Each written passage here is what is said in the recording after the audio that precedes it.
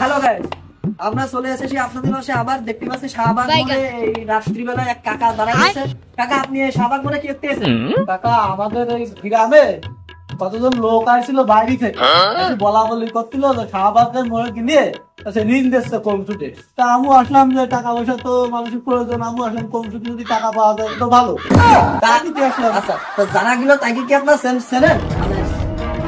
না কাকা, তাকে তো চিনি না। তা আমরা আচ্ছা, বুঝছি। আচ্ছা দর্শক, তাইলে আপনারা বুঝলেন কি কি।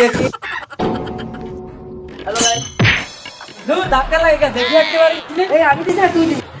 কেমন সিরিয়াস? আমি কোন কথা দিছিস? খারাপ কথা দিছিস তুই। আমার কাছে আমি কোন কথা দিছিস? পাড়া কথা। আর বন্ধু, এই পাড়া কলেজে তোর স্টুডেন্ট আমার গায়ে হাতে শিক্ষিত আছে লাইদি।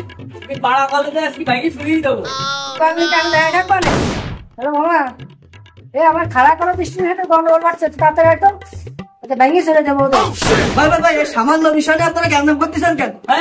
তুই কেন বেশি কথা বললে কিছু সাংবাদিক মাথা একটু গরম। Action, action, direct action, action, direct action, action, direct action. কিসের অ্যাকশন ভাই? এক দফা এক দাবি মানতে হবে। Action.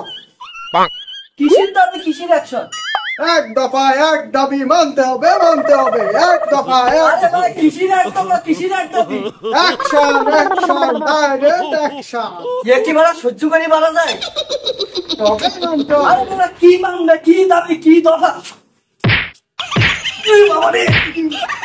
আমাদের দাবি মানতে হবে। বুঝেছেন আপনারা কিছু? আমি কিন্তু বুঝেছি। এবারে কিসের দাবি কিসে নিজেই জানে না যে কি জন্য আন্দোলনে আইছে, বুঝছেন? কিছু উৎসুক জনতা থাকে না বা উৎসুক পাবলিক থাকে না, গ্যাঞ্জাম ম্যাঞ্জাম পানি ভালো লাগে, এলো সেই টাইপের লোক। এরা হলো ঝামেলা করা পাবলিক। হ্যালো গাইস, বর্তমান দেশের পরিস্থিতি কি আমরা সবাই জানি। দেশটাকে অস্থিতিশীল করে রাখার জন্য একদল তাদের কার্যক্রম পরিচালনা করতেছে এবং সেটা বাস্তবায়ন করার চেষ্টা করতেছে। যারা বুঝেন, যারা বিচক্ষণ, তারা আমরা সবাই এই বিষয়টা বুঝতে পারতেছি। সুতরাং আপনারা নিজেরাও সচেতন হন এবং অন্যদেরও সচেতন করুন। একদল লোক আমাদের মাঝে থেকে এই কাজগুলো করতেছে এবং আমাদের উস্কানি দিচ্ছে তাদের সাথে এই কাজগুলো করার জন্য। সুতরাং আমাদের আশেপাশের যে সিচুয়েশন গুলো, পরিস্থিতি গুলো বুঝে শুনে আমাদের প্রতিটা পদক্ষেপ নেওয়া উচিত। অযথা উত্তেজিত হওয়া যাবে না। কিভাবে জিনিসটা সলিউশনে আসে আমাদের সেই পথ বেছে নিতে হবে, যেমনটা আমরা আগেও করছি। কারণ আমরা চাইলে সব পারি। দেশটাকে আবার সুন্দরভাবে গড়ে তোলার জন্য আসুন সবাই আমরা একসাথে কাজ করি। ধন্যবাদ।